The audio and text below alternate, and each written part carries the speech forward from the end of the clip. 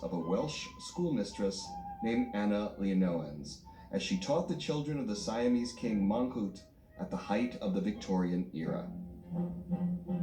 Getting to know you, getting to know all about you. Having acquired a star as their eye, the team approached Hollywood and theater royalty for their king, Rex Harrison, Noel Coward, and Alfred Drake. They all turned down the role. In near despair, Rodgers and Hammerstein auditioned a television director born in Vladivostok, Yul Brynner. "He had a guitar," said Rodgers, "and he hit his guitar one whack and gave out with this unearthly yell and sang some heathenish sort of thing. Oscar and I looked at each other and said, well, that's it." Oh, sometimes I think that people going mad. Sometimes I think that people not so. The Siamese setting was the most exotic that Rodgers and Hammerstein had ever encountered, but they took up the challenge with an inventive score and a book that built its texture out of centuries of Siamese court rituals. They were aided immeasurably by the dramatic choreography of the young Jerome Robbins, the first and only time he would work with Rodgers and Hammerstein. The romance in the musical would be between its leading characters, but the real passion in The King and I is for tolerance and progress. Still, amidst all their cultural sparring, the show simmers with an unspoken romantic tension between Anna and the king.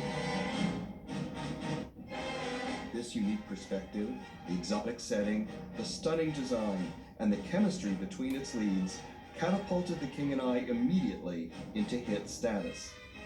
Opening on March 29, 1951, it ran for more than 3 years and won 5 Tony Awards, including Best Musical. Gertrude Lawrence won for Best Actress in a Musical, while Brynner won for Best Featured Actor. His name was below the title. Brynner would ascend the billing throne when The King and I was made into a CinemaScope blockbuster in 1956.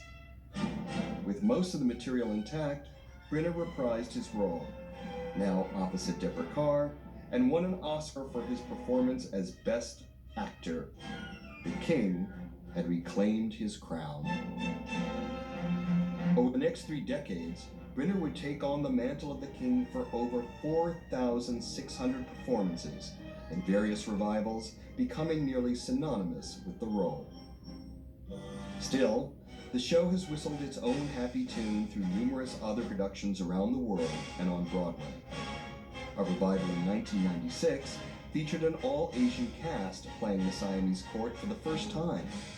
The most recent revival at Lincoln Center Theater in 2015 also cast the court with all Asian American actors and treated the show's Siamese context with dignity and respect. Kelly O'Hara, one of the most acclaimed Broadway actresses of her generation, won her first Tony Award as Mrs. Anna. From west to east, The King and I still retains its power to captivate audiences, get them to reflect on their own values, and move them to tears as well.